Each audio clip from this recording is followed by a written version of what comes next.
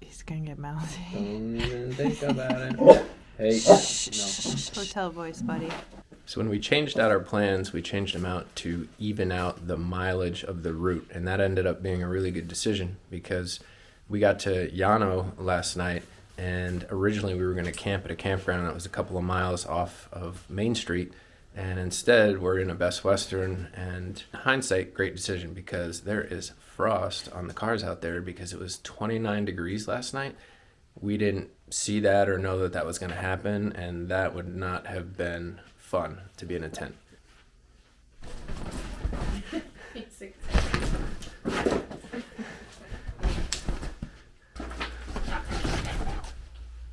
So if you look up the definition of zoomies in the internet, it's Melvin, and it happens mostly in the morning.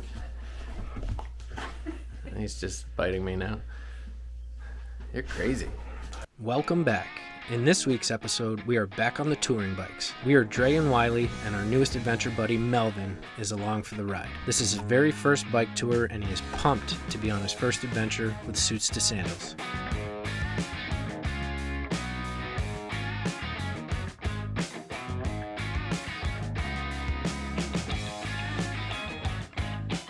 In this series, we take you with us on the Texas Hill Country Bike Loop. It's a 316-mile ride that starts and ends in Austin, Texas. Come enjoy a scenic ride on bike paths and back roads, pedaling past open fields of farmland, sprawling ranches, meandering rivers, and I almost forgot, a few hills. Technically, not big hills, more like small, punchy hills, but lots and lots of them. If you're into bike touring and are looking to skip the big city for a shorter ride through quiet and charming rural small towns, this is the ride for you. Morning. All this smoke up here to the right is where we had our barbecue dinner last night. That was 5 out of 5 stars, 6 out of 5 stars. Cooper's Barbecue Pit. Really cool. It's like they're getting going on the meats already this morning. It's 9 o'clock, so we've got a few hours to smoke everything. So we got a 42-mile day today. We're gonna end up in Burnet, Texas. And we've got some interesting features along the route. We should be seeing Buchanan Lake. We will be crossing the Colorado River, actually. The high is supposed to be 71 today. That is by far the warmest day of the trip. So started out at a temp of like 31 when I opened up the door this morning, and it's gonna go to 71. That's a big spread. On Texas 2241, Farm Road, I believe it was. Still have my steering wheel wobble at high speeds from the East Coast Greenway trip, where I had a couple of shops look at it, make sure everything was tight and set up right in there, and they all said that it was fine and it was normal, so I just got to deal with it. Might be the way the bike behaves all weighed down versus without the packs on it, because I have ridden it without the packs on it and didn't notice the steering wobble. So just a couple miles down the road outside from Llano, and we had to stop, let Melvin do his morning duty. And it's already 43 degrees, so puffy jackets are off. I think eventually this extra layer will come off once we get into the 50s and 60s. So it's gonna be an awesome day. Each day we can see Melvin getting more and more comfortable in the trailer. 2-3 days ago, he wouldn't be sitting in the trailer right now at the speeds that we're going. He'd be standing and pacing back and forth. So we're definitely seeing some good progress. And it's good to see that he's getting more comfortable, because I don't want him standing for 8 hours a day while we're trying to have fun. We should all be having fun. So about 8 miles into our first 10 miles for the day, just stopped for a quick snacky and water break. The free breakfast that you pay for, of course, at the hotel gets you going, but doesn't take long down the road to want to eat something else. So we had a little fig bar snack and we're back at it. So 2 miles from now, I'll be taking Melvin. Melvin, how's it going today, sir? You having fun?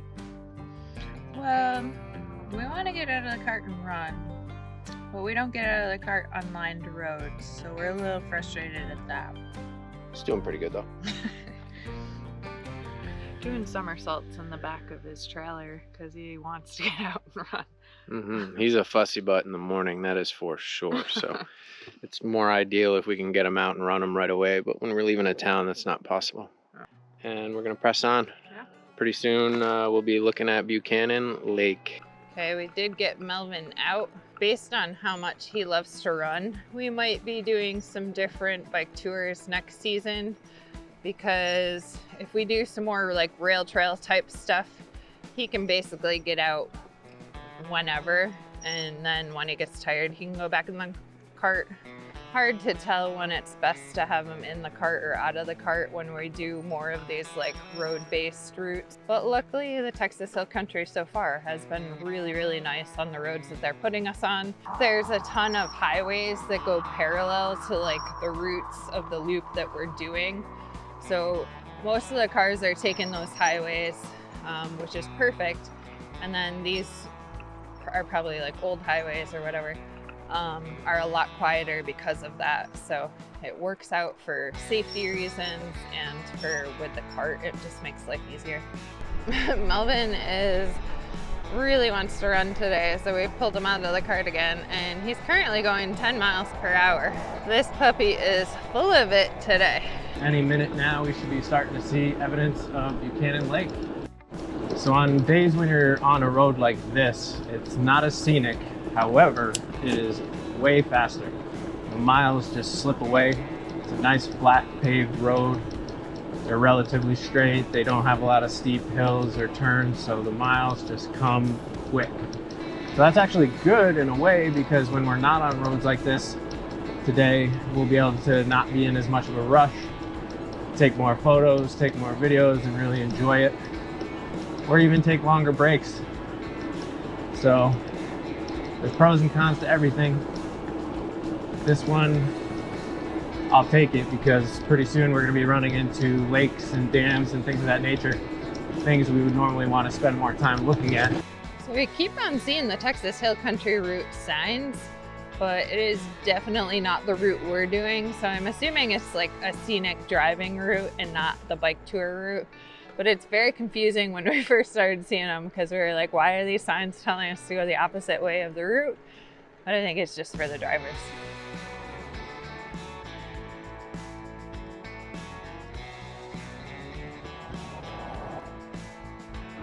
First glance of Buchanan Lake off in the distance.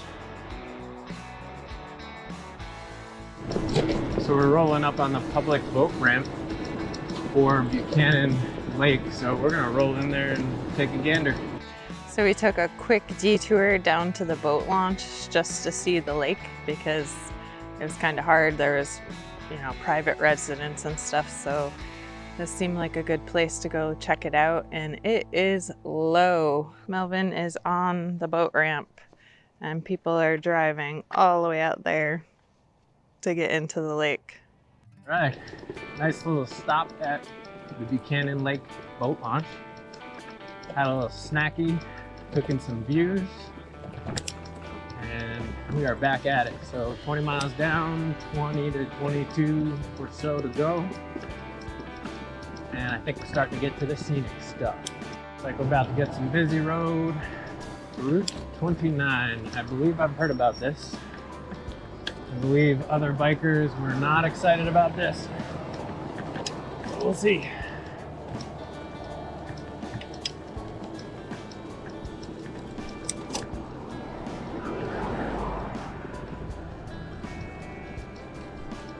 We believe this is the toughest road on the trip just because of the volume of traffic.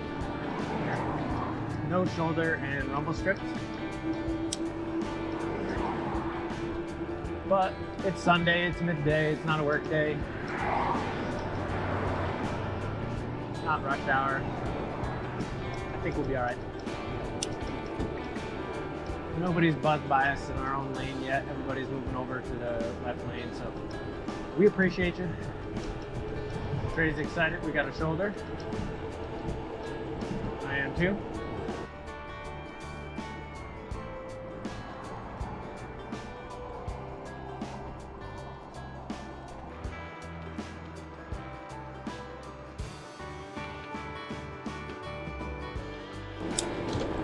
county line. Uh-oh. Losing our shoulder.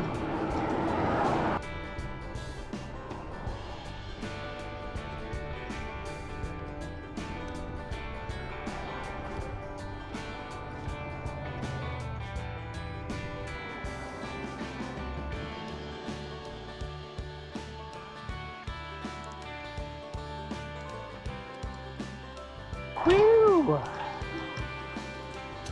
Glad to be off that. A little rowdy. There's Inks Lake off in the distance.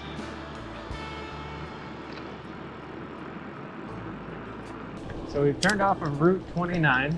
We've entered Inks Lake State Park, and we've actually been here before. We've been here in our van, and we had our last dog, Misha, with us at the time. So we have explored this area in a different way. First time on our bikes though. Melvin is digging his runs today. He is really whining to be out of the crate today, and we're giving it to him because it's a beautiful day. Not too busy of a road so far, and he's full of it, so why not? Let's get him tired out so he relaxes later.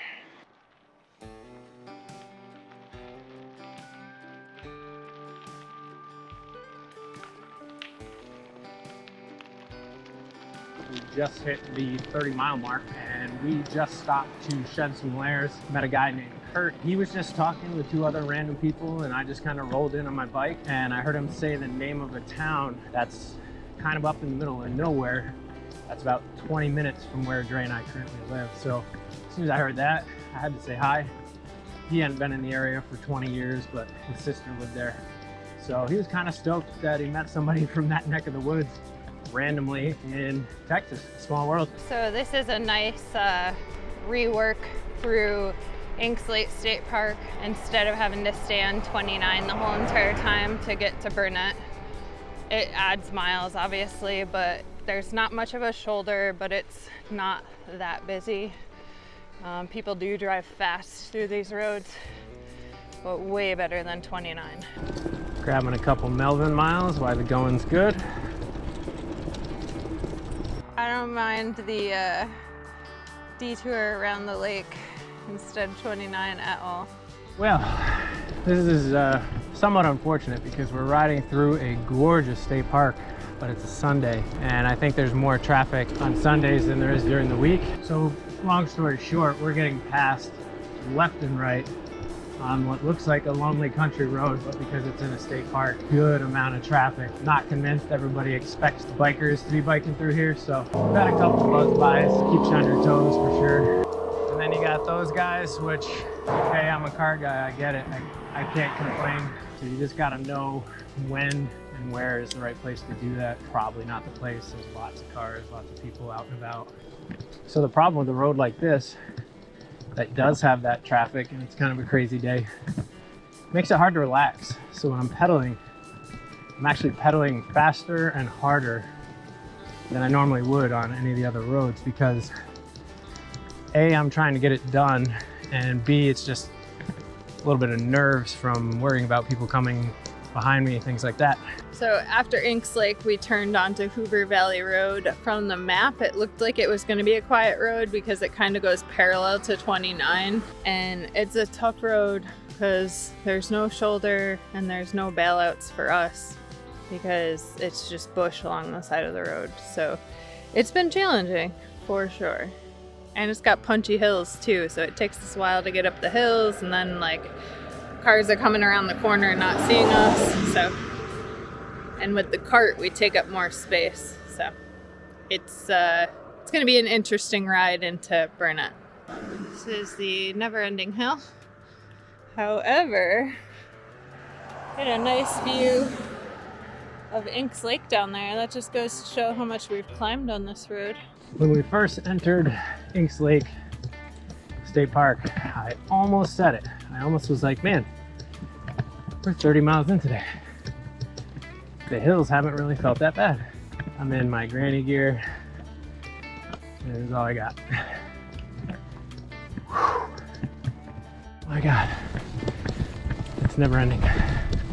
Still going up. So not much to show on this road. We're still going. We've had the shoulder the entire time, but there's been a lot of traffic. It's noisy and not that exciting. So we just got a truck on to get to Burnet, about 3 miles out from the hotel we're staying at tonight, which is actually another Best Western. Seems to be a pattern on this trip. We've stayed at a couple of them. We usually just try to pick whatever's closest to the trail kind of thing and is reasonable as far as pricing and dog fees. Google Maps said that this way is faster. I think the road got washed out, but we'll make it. Yeah, I'll go with safer. That sucks for the people who live on this road. Hopefully it hasn't been like this for too long. Trying to stay off 29 for a little bit longer, just to avoid some traffic. So this is a residential area, but apparently this road has seen better days. Once we left the state park and started climbing on Hoover Drive, once you got to the top of it, the shoulder definitely widened, which was nice, but at the same time, it was 70 miles per hour, so cars were just whizzing by. So I'm glad we took care of it today instead of making tomorrow a 50-mile day. Tomorrow will just be a 40-mile day because we're getting into Burnet tonight. So we are back on 29, less than a mile from our hotel. My legs are cooked just from trying to get off that road in the Inks Lake State Park. We just made it to the hotel. It was a little under 43 miles today to get to outside of Burnet. That second half of the day was a little stressful, so I'm not gonna lie. Glad it's over, glad we're back at the hotel, and looking forward to tomorrow.